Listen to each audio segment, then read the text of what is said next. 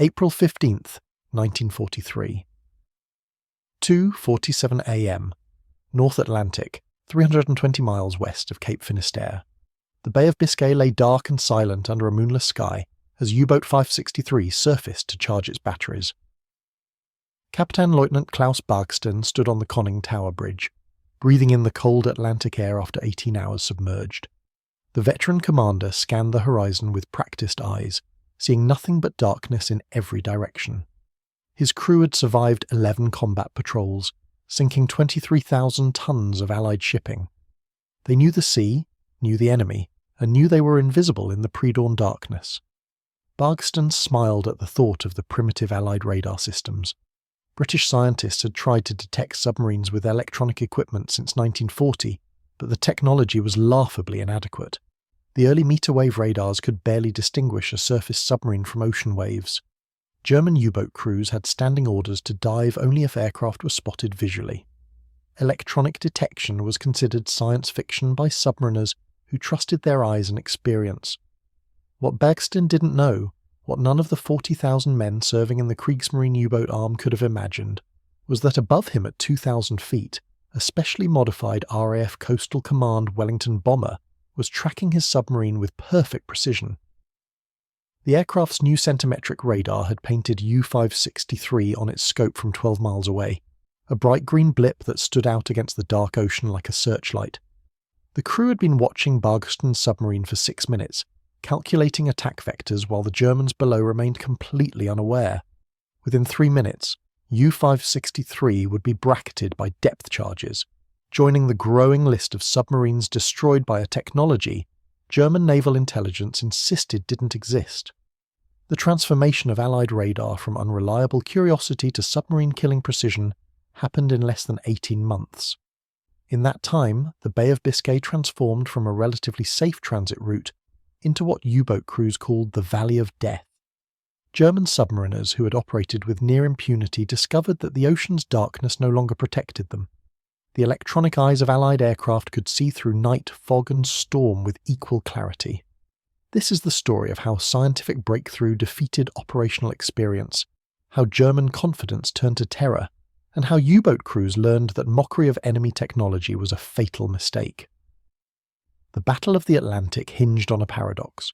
German U-boats could only attack on the surface, where their diesel engines provided speed and their deck guns remained useful, but they could only survive underwater, where Allied escorts couldn't reach them. The solution was simple: transit submerged during daylight, surface at night to charge batteries, attack, and move at speed. For the first 3 years of the war, this worked brilliantly. British aircraft equipped with ASV Mark II radar operating on 1.5 meter wavelength could theoretically detect surface submarines at ranges up to 20 miles. In practice, the system was nearly useless. The long wavelength meant poor resolution. Submarines appeared as fuzzy blips barely distinguishable from waves, fishing vessels, or floating debris. Worse, the radar required large external antennas that created significant drag, reducing aircraft speed and range. U-boat commanders learned to ignore radar warnings from their primitive Metox detection receivers. Korvettenkapitän Otto Kretschmer, one of Germany's top aces with 44 ships sunk, told his crew in March 1941 that British radar was a propaganda weapon designed to make U-boats stay submerged unnecessarily. Real threat comes from sharp eyes and good lookouts, not from British electronic fantasies, he declared during a pre-patrol briefing. Kretschmer was captured 2 weeks later, but his confidence in German invulnerability to radar detection remained standard throughout the U-boat force. The German Naval High Command, the Oberkommando der Marine, shared this contempt. Admiral Karl Dönitz, commanding U-boat operations, received regular intelligence reports about Allied radar development. His technical staff concluded that radar operating on wavelengths short enough to provide useful resolution was theoretically impossible. The power requirements would be enormous, the components would need to be impossibly precise, and the entire system would be too large and heavy for aircraft installation. British scientists, German experts assured Dönitz, simply weren't capable of such revolutionary development. This assessment was based on genuine technical analysis. German radar development had stalled on centimetric wavelengths, precisely because their engineers couldn't solve the fundamental problems. If Germany's advanced electronics industry couldn't build it, surely the British couldn't either. The flaw in this logic was assuming British scientists faced the same limitations. At the Telecommunications Research Establishment in Malvern, England, a team led by Dr. Edward Bowen had been working on airborne radar since 1938. By 1940, they understood that long-wavelength radar would never provide the resolution needed for effective submarine detection. What they needed was a radar operating on wavelengths of 10 centimeters or less, short enough to create sharp images, but long enough to avoid atmospheric absorption. The problem was generating sufficient power at such high frequencies. Conventional radio tubes couldn't handle the power levels required. The solution arrived from an unexpected source. In February 1940, two physicists at Birmingham University, John Randall and Harry Boot, developed the cavity magnetron, a device that could generate enormous microwave power from a compact unit. The first prototype produced 400 watts at 9.8 centimeter wavelength. Within months, they achieved kilowatt power levels. By September 1940, the magnetron was producing 10 kilowatts, enough for practical airborne radar. The TISAD mission, Britain's delegation to America in September 1940, carried one cavity magnetron to demonstrate British radar advances. American scientists examining it at MIT recognized its revolutionary potential immediately. One researcher called it the most valuable cargo ever brought to American shores. The magnetron made centimetric radar possible, and centimetric radar would make submarine surface operations suicidal. The ASV Mark III's radar, designated by Americans as SCR-5 Huijsen, began development in late 1940. Operating at 9.7 centimeter wavelength, it could resolve targets the size of a submarine conning tower at ranges exceeding 15 miles. The narrow beam meant minimal side lobes that might warn German detection receivers. The entire system weighed less than 200 pounds and fit entirely inside an aircraft's fuselage. British and American engineers worked in unprecedented collaboration, sharing data and components freely. By March 1942, prototype installations began flight testing in modified Wellington bombers. The results exceeded every expectation. In test runs against Royal Navy submarines acting as targets, the radar painted perfect images from 18 miles. The submarine's conning towers appeared as distinct bright returns, easily distinguished from sea clutter. Even in rough seas with 15-foot waves, the target returns stood out clearly. Night, fog, rain, none of it mattered. The radar saw everything. Squadron leader Jefferson Greswell, testing the new system in June 1942, reported that submarine detection was now easier with radar than with visual sighting in perfect conditions. I can find a submarine at night in a storm from greater range than I could spot one in daylight, with unlimited visibility using binoculars, his report stated. This will revolutionize anti-submarine warfare. German intelligence had no idea this technology existed. Their monitoring of British radar emissions detected nothing new because the narrow beam and high frequency of centimetric radar didn't register on German receivers designed for meter-wave detection. U-boat crews continued operating on the surface at night, confident in their invisibility.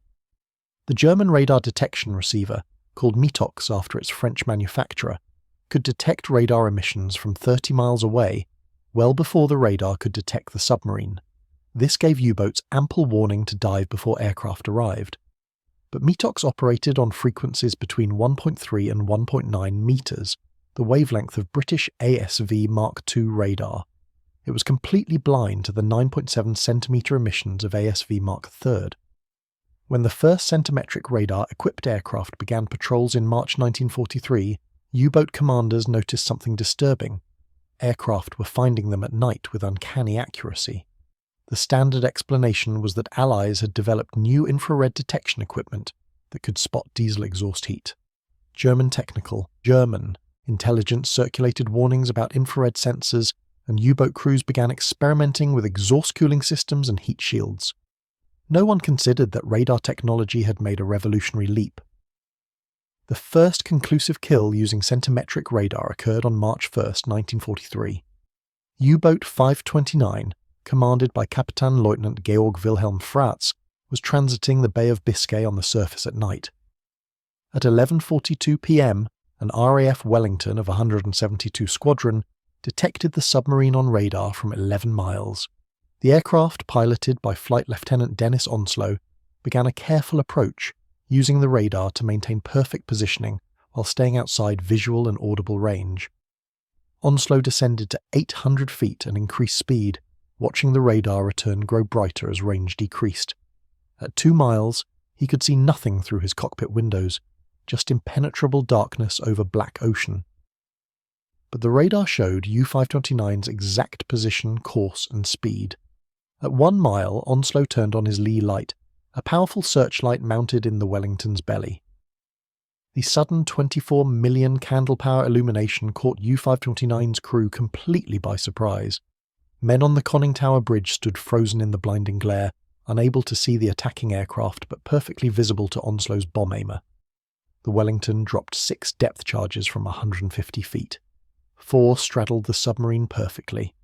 U-529 shattered under the surface, its pressure hull cracked like an eggshell. All 51 crew members died.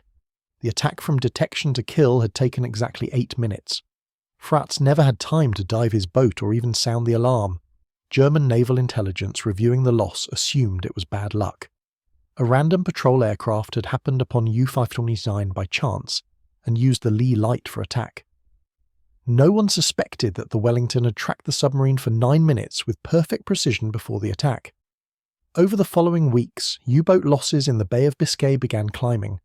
March 1943 saw 6 submarines destroyed by aircraft in circumstances that German analysts found increasingly suspicious. U-boats were being caught on the surface at night in conditions of perfect darkness, heavy cloud cover, or fog that should have made visual detection impossible. On April 10, 1943, U-boat 376, commanded by Captain Lieutenant Friedrich Karl Marx, was transiting the Bay of Biscay submerged during daylight and surfaced after sunset to charge batteries. The night was overcast with no moon, visibility perhaps 50 yards. Marx, a careful commander with 5 successful patrols, posted double lookouts and personally supervised the watch.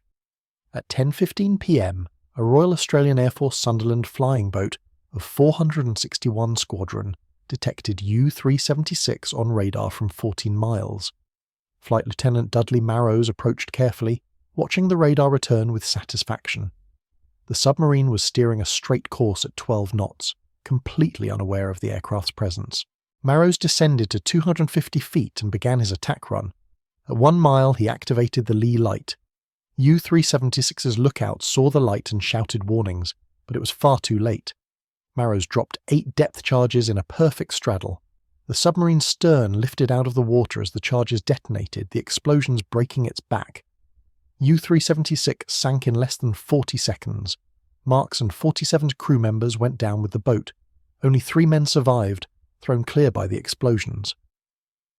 Under interrogation, one survivor, Matrosenbergfreiter Hans Schmidt, insisted that the aircraft had come out of nowhere with no warning. The METOX receiver had been operating normally, showing no radar emissions. The lookouts had seen and heard nothing until the light came on. British interrogators noted these details but revealed nothing. The longer German U-boats remained ignorant of centimetric radar, the more submarines Allied aircraft would destroy. By May 1943, Admiral Dönitz was facing a crisis. U-boat losses had spiked to unsustainable levels. In April, 15 submarines were lost. In May, 41 were destroyed, the worst month in the entire war. The majority were caught on the surface by aircraft, often at night in conditions that should have made detection impossible. Dönitz ordered a full investigation. German naval intelligence collected reports from every surviving U-boat commander who had been attacked at night. The pattern was unmistakable. Aircraft were finding submarines in total darkness, with no prior warning from METOX receivers, approaching with uncanny precision and illuminating targets with searchlights just seconds before attack. The conclusion seemed inescapable. The British had developed a new detection method. The leading theory was infrared detection. Several U-boat commanders reported that attacks occurred shortly after starting diesel engines, supporting the hypothesis that aircraft were detecting exhaust heat. German scientists assured Naval Command that infrared sensors capable of detecting submarines from aircraft altitudes were theoretically possible. Dönitz issued new tactical instructions. U-boats were to surface only when absolutely necessary, charge batteries as quickly as possible, and maintain maximum vigilance. He also ordered increased anti-aircraft armament. If U-boats couldn't hide from Allied aircraft, they would fight back. The May 1943 modifications added 20mm and 37mm anti-aircraft guns to U-boat conning towers, creating platforms bristling with weapons. This was exactly the wrong response. The new guns added weight and drag, reducing underwater speed and increasing dive time. More critically, the policy encouraged U-boats to stay on the surface and fight, rather than diving immediately when aircraft appeared. German submariners were being ordered to engage in gunfights with aircraft that had already achieved perfect attack positions using radar. The result was predictable. U-boat casualties increased further. On June 12, 1943, U-boat 417, commanded by Oberleutnant José Wolfgang Schreiner, was caught on the surface in the Bay of Biscay by a Halifax bomber of 58 Squadron. The aircraft, piloted by squadron leader Charles Mounsell, detected U-417 on radar from 16 miles at 1:30 a.m. Following standing orders, Schreiner ordered his crew to battle stations rather than diving. The U-boat's anti-aircraft guns were manned and ready when Mounsell's Halifax attacked. The submarine's 20mm guns opened fire at the approaching aircraft. Tracers arced through the darkness, several rounds striking the Halifax's wing and fuselage. But the aircraft's attack was already committed. 6 depth charges fell in a perfect pattern. The explosions lifted U-417's bow clear of the water and shattered its pressure hull. The submarine sank in 70 seconds. All 51 crew members died. The damaged Halifax made it back to base, landing with 47 bullet holes. The entire engagement had lasted less than 3 minutes from first visual contact to submarine's destruction. Mounsell's report noted that the submarine's decision to fight rather than dive had made the attack significantly easier. In June 1943, German naval intelligence finally obtained physical evidence that challenged the infrared detection theory. A shot-down RAF Wellington was recovered largely intact from shallow water off the French coast. German technical experts examining the wreckage found the ASV Mark III radar system. The discovery should have revolutionized German understanding of Allied capabilities. The cavity magnetron at the heart of the system was a technological marvel that German engineers had thought impossible. The 9.7 centimeter wavelength explained why METOX receivers had detected nothing. The system's sophistication suggested that every assumption about Allied radar capabilities had been catastrophically wrong. But German naval intelligence made a fatal analytical error. They concluded that the recovered radar was experimental equipment, possibly unique or available in very limited numbers. Surely the British couldn't have produced hundreds of these revolutionary systems without German intelligence detecting the program. The assessment concluded that while centimetric radar existed, it was not yet operationally significant. This catastrophic misjudgment was based on mirror imaging. German industry couldn't have produced centimetric radars in quantity. Therefore, British industry couldn't either. What German analysts didn't understand was the scale of Allied industrial mobilization, particularly American production capacity. By June 1943, Western Electric in the United States was producing over 100 cavity magnetrons per month. The radiation laboratory at MIT had trained over 1,000 engineers in centimetric radar technology. Britain's telecommunications industry was producing complete ASV Mark III systems at a rate of 40 units per month. Every Allied anti-submarine aircraft in the Atlantic was being retrofitted with centimetric radar as quickly as production allowed. By July 1943, over 200 aircraft carried the system. By September, over 400. The Bay of Biscay had become a killing ground. Meanwhile, U-boat command continued to attribute losses to infrared detection or random chance. Donitz's war diary entries from July 1943 show increasing frustration, but no recognition of the true threat. "Our boats are being caught by new detection methods we don't fully understand," he wrote on July 14th. "Losses remain unacceptable. Until we solve the detection problem, operations in the Bay of Biscay will continue under maximum vigilance protocols." Maximum vigilance couldn't defeat radar. German lookouts scanning horizons with binoculars were trying to spot aircraft that already had perfect target information. The human eye couldn't compete with electronics. Some U-boat commanders began to suspect the truth. Korvettenkapitän Peter Kremer, commanding U-333, wrote in his patrol log after a narrow escape in August 1943, about his suspicion that the British had radar we cannot detect. The attacking aircraft had approached from perfect darkness without any engine sound audible, illuminated us with searchlight from perhaps 500 metres, and dropped depth charges with precision that suggested prior knowledge of our exact position. This was not luck or good eyesight. This was electronic detection. Kremer's report was noted but not acted upon. The official position remained that centimetric radar existed but was not widespread. This denial was killing German submariners at an accelerating rate. The technological advantage was multiplying as Allied forces refined their tactics. Coastal Command developed the Lee light attack to perfection. Aircraft would track submarines on radar, approaching from the target's blind spot, typically from directly astern where submarine lookouts had the worst visibility. At precisely calculated range, usually between 800 and 400 metres, the searchlight would snap on. The sudden illumination completely destroyed the lookout's night vision while providing the bomb aimer perfect visibility. Depth charges would be released within 10 to 15 seconds of illumination. U-boat commanders had perhaps 30 seconds from first light to impact. Even if they ordered an immediate crash dive, the submarine couldn't submerge fast enough. A U-boat needed 35 to 45 seconds to dive from the surface to a safe depth below 30 metres. Most attacks came faster than that. Flight Lieutenant John Greswell of 172 Squadron perfected the technique to deadly efficiency. Between March and September 1943, he detected 14 U-boats on radar, attacked 12, and destroyed or severely damaged 8. His average time from radar detection to attack was under 7 minutes. His average time from searchlight activation to depth charge release was 11 seconds. German submariners had no defence against this level of precision. On September 20, 1943, Greswell detected U-boat 617 transiting the Bay of Biscay at 11:45 p.m. The submarine, commanded by Captain Lieutenant Albrecht Brandy, was on its second patrol.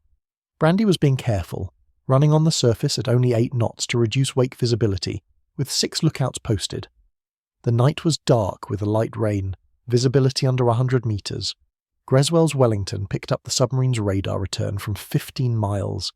He descended to 800 feet and approached from directly astern, the submarine's worst visibility angle.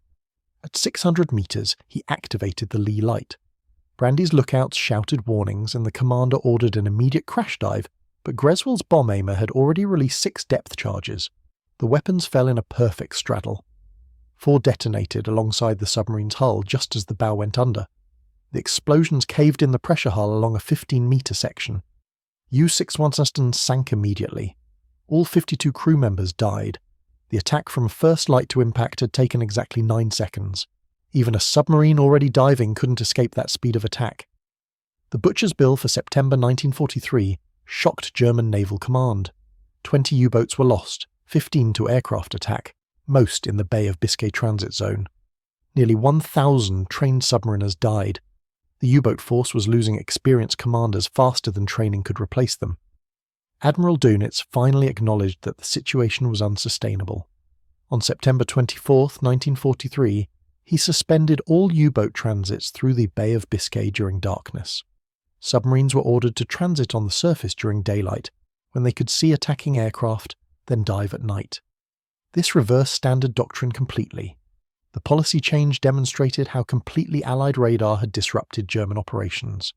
Submarines were now safer on the surface during the day, when they could be visually spotted from 15 miles away, than at night, when radar could detect them invisibly. But even this reversal didn't save U-boats.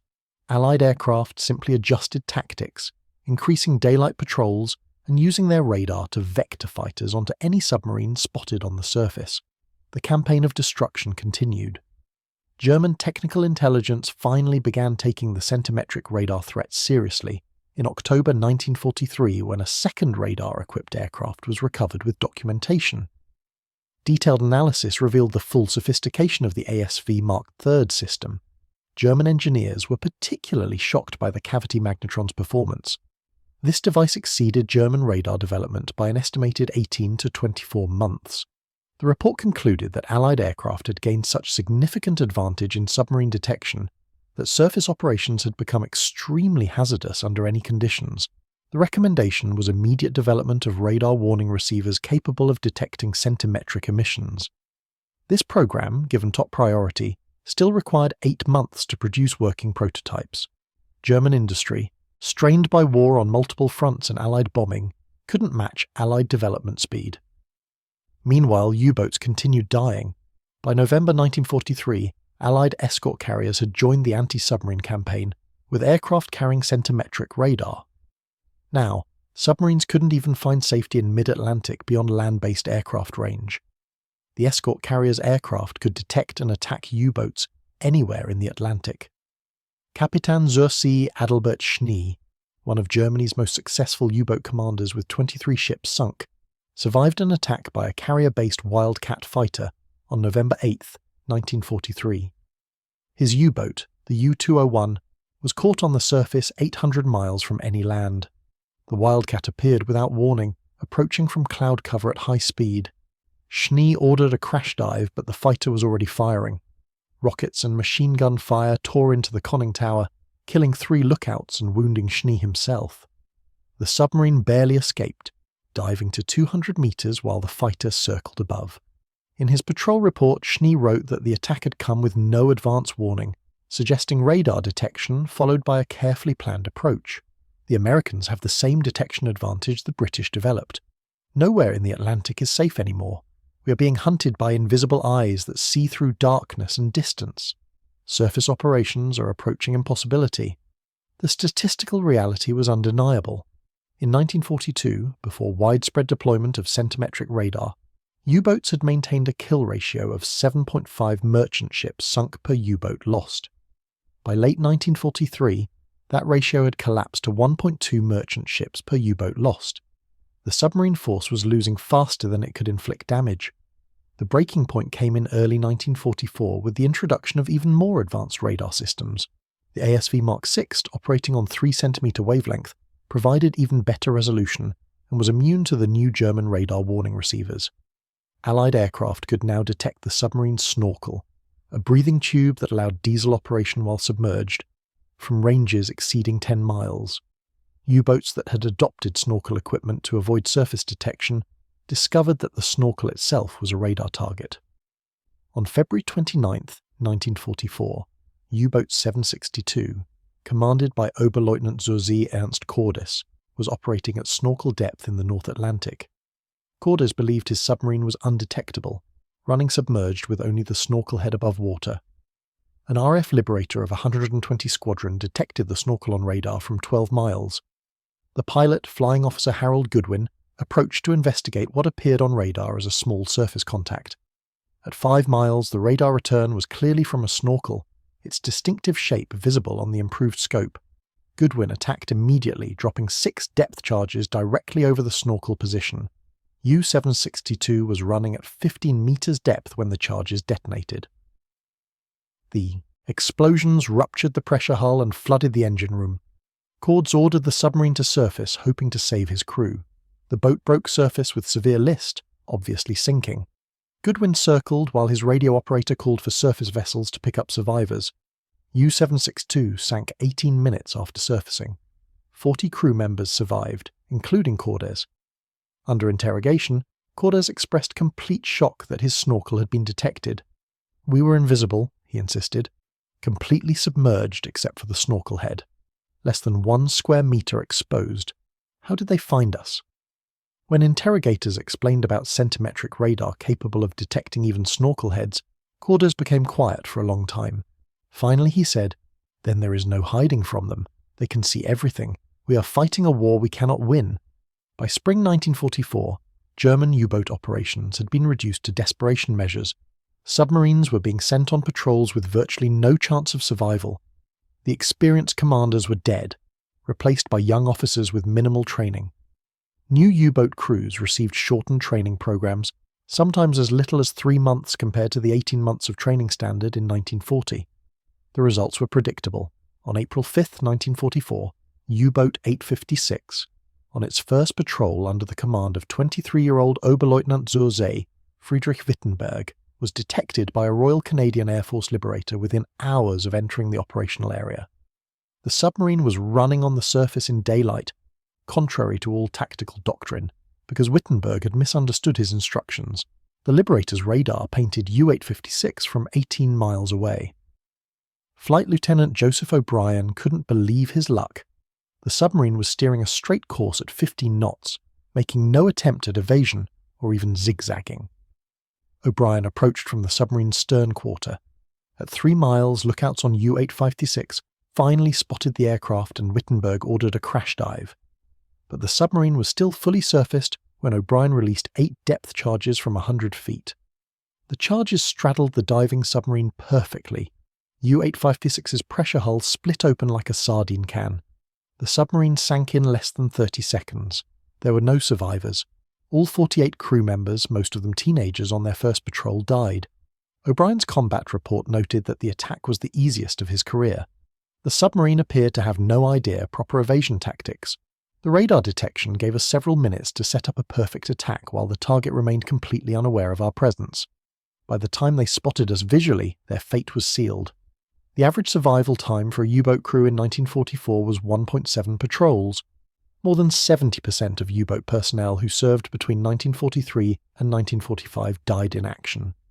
The German submarine force suffered the highest casualty rate of any military service in any nation during the entire war.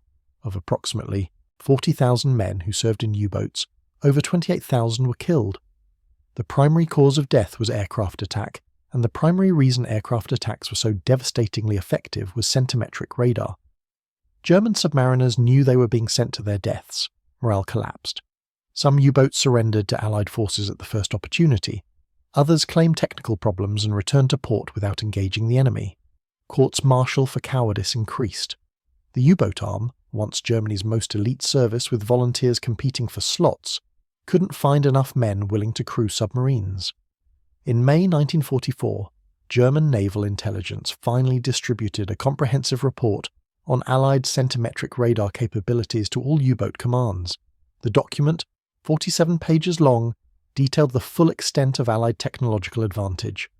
Centimetric radar could detect surface submarines from ranges exceeding 20 miles in any weather conditions, including fog, rain, and darkness. The radar was completely undetectable by existing German warning receivers.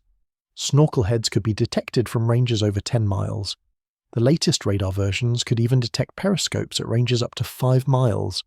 The report concluded that Allied technological advantage in detection had made traditional U-boat operations obsolete. Unless German forces developed equivalent technology or found methods to defeat Allied radar, submarine warfare could not be sustained. The report reached the Atlantic U-boat fleet in June 1944. Commanders read it with a mixture of vindication and despair. They had known something was wrong for over a year. Now they understood what.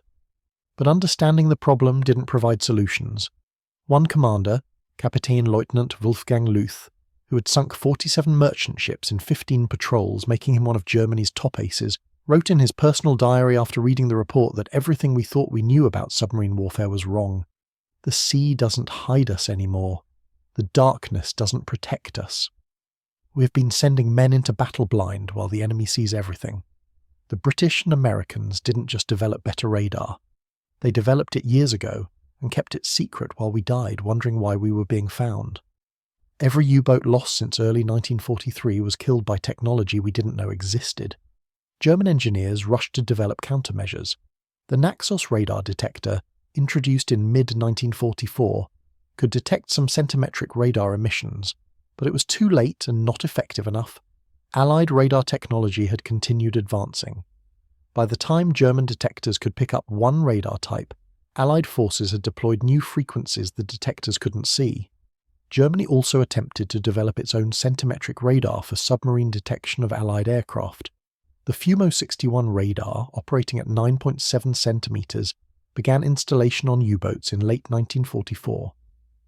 But the system was bulky, unreliable, and required extensive antenna, arrays on the conning tower that increased drag and made submarines easier to spot visually. More critically, any radar emission from a submarine made it detectable by Allied direction-finding equipment. U-boats that activated their radar announced their position to every Allied aircraft in range. The countermeasure was worse than useless. Germany's last hope was the Type Wandtjiebersund U-boat. a revolutionary design that could operate entirely submerged for extended periods. The type the 2010 had enough battery capacity to cross the Atlantic underwater, rendering radar detection irrelevant. But production problems, Allied bombing, and the overall collapse of German industry meant that only a handful entered service before the war ended. None completed combat patrols. By early 1945, U-boat operations had essentially ceased. Submarines that put to sea were hunted relentlessly by Allied aircraft with perfect detection capability. The few that survived did so through exceptional luck rather than skill or tactics. On March 15, 1945, U-boat 681 was detected by a US Navy blimp. Yes, a blimp, equipped with radar while transiting submerged at snorkel depth off the American coast. The K-class blimp's radar detected the snorkel from 9 miles. The blimp's crew vectored destroyers to the location, and the submarine was sunk by depth charges. That a submarine could be detected and destroyed by an airship, the slowest aircraft in military service, demonstrated how completely the technological balance had shifted. The final statistics of the radar war against U-boats were devastating for Germany. Between March 1943 and May 1945, Allied aircraft sank or severely damaged 247 German U-boats. Aircraft equipped with centimetric radar achieved a kill rate 8 times higher than aircraft with older meter-wave radar. The Bay of Biscay, which should have been a safe transit route under German coastal air cover, became a graveyard where 62 U-boats were destroyed. German countermeasures, developed too late and hampered by industrial limitations, saved perhaps 30 submarines from destruction, a trivial number compared to losses. After the war, Admiral Dönitz was asked about the turning point in the Battle of the Atlantic. His answer was unambiguous. Centimetric radar destroyed the U-boat force. We were fighting blind against an enemy who could see us perfectly at all times in any conditions. Once the British deployed that technology in sufficient numbers, we had already lost. Everything after March 1943 was just prolonging the inevitable. In 1947, a joint British-American technical intelligence team interviewed surviving German naval engineers and submariners. One interview, with former Kapitän zur See Günther Hessler, Chief of Operations at U-Boat Command and Dönitz's son-in-law, revealed the depth of German miscalculation. "We knew the British were working on improved radar," Hessler admitted, "but we convinced ourselves it was impossible to build radar small and precise enough to detect submarines reliably from aircraft. When reports started coming in about night attacks with suspicious accuracy, we blamed infrared detection, visual luck, betrayal by French resistance. Anything but admitting the British had achieved something our engineers said couldn't be done. That arrogance killed thousands of our men. We sent them to sea with assurances that darkness would protect them. It didn't. The Allied advantage wasn't just technological, it was the combination of technology, industrial capacity, and the ability to deploy revolutionary systems quickly and in quantity. Germany developed radar warning receivers that could detect centimetric emissions by early 1944. But producing and distributing them to hundreds of U-boats scattered across the Atlantic took months. Meanwhile, Allied factories were producing dozens of improved radars weekly. By the time German countermeasures reached the fleet, they were already obsolete. At the Imperial War Museum in London, an ASV Mark III radar unit sits in a display case alongside a Metox radar detector. The placard explains that the radar operated on wavelengths the detector couldn't see. But the real story isn't told by the hardware. It's told by a small notation card showing statistics. 785 U-boats were lost during World War II. Aircraft were responsible for 245 confirmed kills. Of those, 198 were detected by centimetric radar. The technology German submariners had mocked as impossible, then dismissed as limited, then feared as inevitable, killed nearly 10,000 German sailors. The submarine crews who laughed at primitive Allied radar in 1941 and 1942 weren't laughing by 1943. By then, they were dying in waters they thought were safe, killed by technology they couldn't detect or defeat. The Bay of Biscay earned its nickname as the Valley of Death not through superior Allied tactics or German mistakes, but through scientific breakthrough applied with industrial ruthlessness. German U-boat crews had mocked Allied radar until it found them on the surface. Then they discovered that mockery was a luxury only the technologically superior could afford, and in the electronic war of detection, Germany was hopelessly behind from the moment the cavity magnetron made centimetric radar possible. The thunder of depth charges replaced German laughter, and the Atlantic belonged to the Allies. The human cost of German technological blindness extended beyond simple casualty statistics. U-boat crews in 1944 and 1945 went to sea, knowing they were unlikely to return. The psychological impact was devastating. Oberleutnant zur See Herbert Werner, who survived the war after multiple patrols, described the atmosphere at U-boat bases in late 1943 in his memoir. When crews assembled for departure, there was no longer the confident swagger of early war days. Men said goodbye to friends knowing they would never see them again. Some wrote final letters before sailing, leaving them with base personnel to mail if they failed to return. The certainty of death hung over every departure like a physical presence. The Kriegsmarine tried to maintain morale through propaganda, emphasizing duty and honor while downplaying the catastrophic loss rates, but submariners could count empty bunks. They knew which crews had left and never returned. By 1944, experienced U-boat veterans, men who had survived multiple patrols, were treated with almost superstitious reverence by new crews. Anyone who had completed even 3 patrols and survived was considered phenomenally lucky. Kapitän-Leutnant Peter Kremer, who completed 11 patrols and survived the war, recalled a conversation with a young officer reporting for his first assignment in February 1945. The boy, he couldn't have been more than 20, asked me what the secret was to survival. I told him the truth. There is no secret. The British can see us whenever we surface. Their radar finds us in total darkness from distances we cannot escape. If they want you dead, you die. The only way to survive is for them to be hunting someone else. It's not skill. It's not courage. It's random chance whether their aircraft find you or your neighbour. The technological disparity extended beyond radar. By 1944, Allied forces had integrated radar detection with other systems to create a comprehensive anti-submarine network. High-frequency direction finding, called HUFDUF, could locate U-boats by their radio transmissions. Sonobuoys, air-dropped listening devices, could detect submarine propeller noise. Acoustic homing torpedoes that guided themselves to engine sounds made even submerged U-boats vulnerable. And tying it all together was centimetric radar that found submarines on the surface or at snorkel depth with perfect reliability. U-boat command tried to develop tactical responses to this technological onslaught. Instructions issued in December 1943 ordered submarines to remain submerged as much as possible, only surfacing when absolutely necessary to charge batteries. Surface time was to be minimized, with maximum charging current pushed through batteries even at the risk of damaging them. Lookout procedures were enhanced with more men posted and specific sectors assigned to each observer. None of it mattered.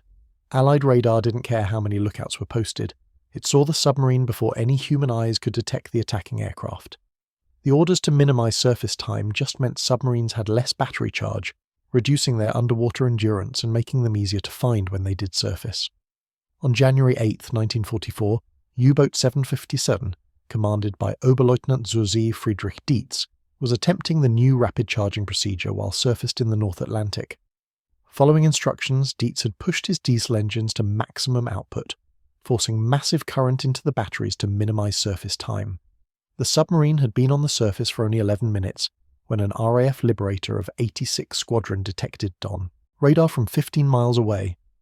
Flight Lieutenant John Catterall approached carefully, using cloud cover to mask his approach. The submarine's lookouts never saw the aircraft. Catterall dropped 8 depth charges from 75 feet altitude. 6 charges detonated around the submarine's hull. U-757's pressure hull ruptured along the port side, and the boat began taking on water catastrophically. Dietz ordered the crew to abandon ship, but the submarine sank in less than 90 seconds. 26 men managed to escape into the freezing Atlantic water. The Liberator circled and radioed for rescue, but by the time Allied ships arrived 3 hours later, hypothermia had killed all but 4 survivors. Under interrogation, one survivor, Maschinenmat Georg Hoffmann, described the attack. "We were being so careful. Maximum lookouts, minimal surface time, charging as fast as possible. We thought we were doing everything right. The aircraft appeared from nowhere. One moment nothing, the next moment death from above. The bombs fell before we even understood we were under attack. I was thrown into the water by the explosions. When I surfaced, the boat was already gone. Just wreckage and men screaming in the water. All that care, all those procedures meant nothing. The interrogation reports from survivors became increasingly valuable to Allied intelligence. German submariners, shocked by the effectiveness of radar detection, and often suffering from hypothermia and trauma, spoke freely about U-boat tactics, morale problems, and technological limitations. Many expressed relief at being captured, knowing they would survive the war. Some openly stated they had expected to die and considered capture a form of victory over fate. British intelligence officers noted a common theme in interrogations from late 1943 onward. German submariners felt betrayed by their own high command. They had been told Allied detection capabilities were limited, that darkness and careful procedures would protect them, that losses were acceptable and the war was being won. The reality they experienced at sea contradicted every official assurance. Men died while headquarters insisted the situation was under control. Admiral Dönitz faced an impossible situation. He knew U-boat losses were unsustainable, but he couldn't admit defeat without Hitler's approval, and Hitler refused to accept that submarine warfare had become obsolete. Political pressure forced Dönitz to continue sending submarines on missions that accomplished little beyond killing their crews. The U-boat force had transformed from Germany's most effective weapon into a sacrifice to maintain the illusion of continued resistance. The production statistics illustrated the futility. Germany built 156 U-boats during World War II. 785 were lost to enemy action. 156 were scuttled by their crews at war's end, and only 156 survived the war intact. Of those losses to enemy action, nearly 250 were directly attributable to centimetric, radar-equipped aircraft, with hundreds more losses involving radar as a contributing factor. The industrial resources poured into U-boat construction could have been used for other weapon systems. Each Type 7 U-boat, the standard wartime design, required 11 months to build and consumed resources equivalent to 40 tanks. The 1,156 U-boats Germany built represented industrial capacity that could have produced over 46,000 tanks, or thousands of aircraft, or hundreds of thousands of trucks. Instead, those resources went to the bottom of the Atlantic inside submarines killed by technology German intelligence had dismissed as impossible. American industrial capacity made the Allied advantage even more lopsided. By 1943, American shipyards were producing merchant vessels faster than U-boats could sink them. The Liberty ship program, using mass production techniques, could build a 7,000-ton cargo vessel in an average of 42 days. At peak efficiency, some ships were completed in less than 5 days. German U-boats were sinking ships that could be replaced within a week, while submarine losses, which took 11 months to replace, mounted steadily. The mathematics of attrition warfare favoured the side with superior production capacity and technological advantage. Germany had neither. By 1944, Allied shipyards were launching merchant ships at a rate of over 140 per month. Even at the peak of U-boat effectiveness in 1942, submarines had never sunk more than 108 merchant ships in a single month. The convoy system, improved escorts, and centimetric radar had reduced sinking rates to under 20 ships per month by late 1943. Korvettenkapitän Erich Topp, one of Germany's most successful U-boat commanders with 35 ships sunk, understood the strategic impossibility. In a 1944 conference with Admiral Dönitz, Topp stated bluntly, "We cannot win a war of attrition against America. They build ships faster than we can sink them. They build aircraft faster than we can shoot them down. They develop new technology while we struggle to copy their old technology. Every patrol now is a suicide mission that accomplishes nothing strategically significant. We are killing our best men for no purpose beyond delaying inevitable defeat." Dönitz responded by relieving Topp of command and assigning him to a staff position. Realism was not welcome when it contradicted political necessity. The U-boat war continued despite its obvious futility because admitting failure would undermine broader German war propaganda. The Allied radar advantage extended into other domains beyond anti-submarine warfare. Centimetric radar revolutionized naval surface combat, allowing ships to detect targets and direct gunfire in complete darkness or heavy weather. It transformed night bombing, enabling aircraft to navigate and identify targets without visual reference. It made fighter interception dramatically more effective through ground-controlled approach systems. The technology's applications were nearly unlimited. but nowhere was its impact more immediately decisive than in anti-submarine warfare. The U-boat threat had been Germany's best chance to strangle Britain's supply lines and force a negotiated peace. Centimetric radar destroyed that possibility. By making surface operations suicidal and even snorkel operations hazardous, the technology forced submarines to remain submerged where their effectiveness dropped to near zero. A submerged U-boat in 1943 could travel at perhaps 4 knots maximum speed before exhausting batteries. Merchant convoys travelled at 8 to 10 knots. A submarine couldn't catch a convoy unless it happened to be positioned directly in its path, and with Allied routing based on radio intelligence that intercepted and decoded German communications, convoys were deliberately routed away from known submarine positions. The combination of radar, signals intelligence, and improved tactics had made U-boat operations strategically irrelevant by mid-1943. The final major U-boat offensive occurred in June 1944, coordinated with the Allied invasion of Normandy. Dönitz ordered every available submarine to attack the invasion fleet, hoping to disrupt the landings through sheer weight of numbers. 36 U-boats were dispatched to the English Channel and western approaches. It was a disaster. Allied aircraft, ships and submarines created such intensive anti-submarine coverage that the U-boats couldn't reach attack positions. 15 U-boats were sunk in the first week. Another 8 were so heavily damaged they had to abort missions. Of the remaining 13 boats, only 4 managed to attack Allied ships, sinking 5 merchant vessels and 1 escort destroyer at the cost of 3 more U-boats destroyed. The invasion fleet, consisting of over 5,000 vessels, lost 5 merchant ships to submarine attack. That was the totality of U-boat effectiveness in the war's most critical naval operation. The submarines that survived did so by remaining submerged and essentially hiding until they could escape back to French bases. Several commanders admitted post-war that they had deliberately avoided contact, knowing engagement meant death.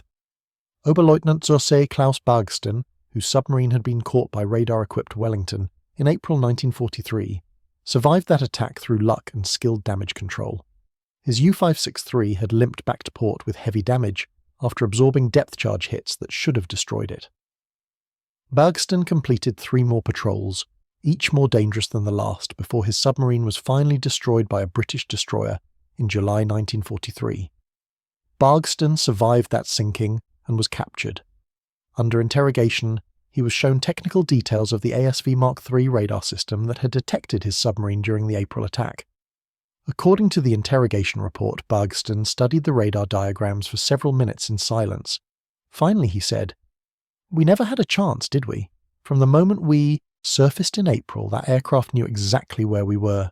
Everything we did, every evasive maneuver, every tactical decision was pointless, because they could see us and we were blind.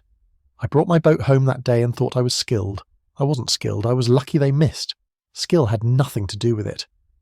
The interrogator noted that Bargston seemed almost relieved to understand what had happened. The mystery of how Allied aircraft found submarines in impossible conditions had tormented U-boat crews.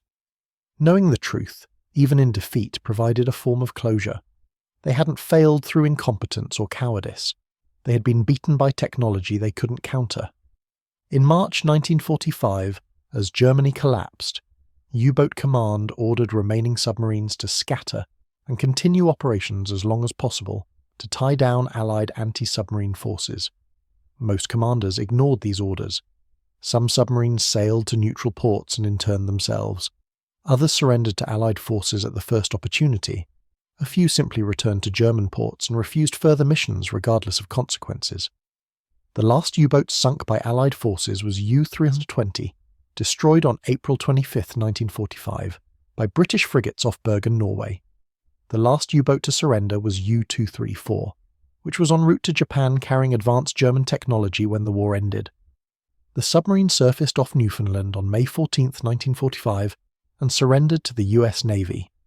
Among its cargo were 2 Japanese officers who committed suicide rather than face capture, 560 kilograms of uranium oxide destined for Japan's atomic program, and technical documents describing German jet aircraft and missile technology. When Allied technical intelligence teams examined captured German naval installations after the war, they found extensive evidence of radar research programs that had never progressed beyond experimental stages. German engineers had understood the theoretical principles of centimetric radar, but lacked the industrial capability and specific technical knowledge to build working systems in quantity. The cavity magnetron's design, which British scientists had shared freely with Americans, remained beyond German capabilities until 1944, by which time it was far too late. The interrogation of German scientists and engineers revealed multiple failures. Industrial capacity was insufficient to manufacture components to required tolerances. Vacuum tube production couldn't achieve necessary quality standards. Testing facilities were inadequate. But underlying all technical problems was a fundamental failure of imagination. German experts had convinced themselves that what they couldn't build, the enemy couldn't build either. This mirror imaging, assuming enemy capabilities matched their own limitations, was catastrophic. Dr. Wilhelm Runge, who had directed German naval radar development, admitted in a 1946 interrogation that German intelligence had obtained detailed information about British cavity magnetron research as early as 1941 through neutral scientific contacts. The reports had been dismissed as exaggerated or misunderstood because German physicists calculated that the described performance levels were impossible with available materials and techniques. We were correct in our calculations, Runge stated. What we failed to understand was that the British had developed new materials and new techniques specifically to achieve the impossible. We assumed the limits that constrained us constrained everyone. That assumption killed thousands of our submariners. The post-war analysis conducted by Allied naval intelligence concluded that centimetric radar had shortened the Battle of the Atlantic by approximately 18 to 24 months. Without radar detection capability, U-boats would have continued operating effectively on the surface at night through 1944 and into 1945. Merchant ship losses would have remained high, potentially delaying the invasion of Europe and extending the war. The technology's impact extended far beyond submarine kills. It affected strategic planning, force allocation, and the timeline of Allied operations. The financial cost of radar development was minuscule compared to its impact. The British research programme that produced the cavity magnetron, an ASV Mark III radar, cost approximately £3 million, equivalent to perhaps 150 million in modern currency. That investment resulted in destruction of German submarines worth over £1 billion and saved merchant ships worth incalculable amounts. No other technology in World War II provided such overwhelming return on investment. At the Deutsches Museum in Munich, a captured ASV Mark III radar unit sits in a display case labelled "The Technology That Ended the U-Boat War." German visitors studying the device often express surprise at its simplicity. The complete system, which terrorised U-boat crews and killed thousands of submariners, was smaller than a refrigerator and weighed less than 200 pounds. That something so compact could have such strategic impact seems almost impossible, but the display's notation explains. Not the size of the weapon, but the timing of its deployment and the enemy's inability to counter it determined its effectiveness. Survivors of the U-boat force formed veterans organisations after the war, maintaining contact and honouring dead comrades. At their annual meetings, one subject appeared repeatedly in discussions: the shock of discovering how completely Allied radar had dominated them. Hans Schmidt, who survived the sinking of the U-376, spoke at 1967 reunion. "We thought we were the hunters, masters of the sea, the elite force that would bring Britain to its knees. We were none of those things. We were targets tracked from the moment we surfaced, destroyed at the enemy's convenience. Every story we told ourselves about our invincibility was propaganda or delusion. The British could see us. We were blind. In warfare, the blind do not survive long." The technical lessons of centimetric radar success influenced post-war military development profoundly. Every major navy invested heavily in radar technology and electronic warfare. The principle that detection advantage determined combat success became foundational to modern warfare. The side that sees first, fires first, wins. This principle, demonstrated conclusively in the Atlantic, shaped Cold War naval doctrine and continues influencing military technology development today.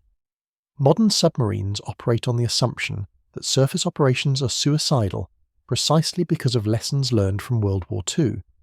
Nuclear submarines remain submerged for months, avoiding any exposure to air search radar. Diesel submarines use air-independent propulsion to extend submerged endurance. The U-boat crews who died to radar-equipped aircraft in 1943 and 1944 taught the world's navies that submarines caught on the surface don't survive. That lesson, purchased with thousands of lives, has never been forgotten. The memorial to German submariners at Multenort near Kiel lists the names of 28 744 U-boat crew members killed during World War II. The memorial's inscription reads, "They gave their lives for Germany at sea." What it doesn't mention is that many of those lives were wasted in operations that had become strategically pointless once Allied radar made surface submarine operations impossible.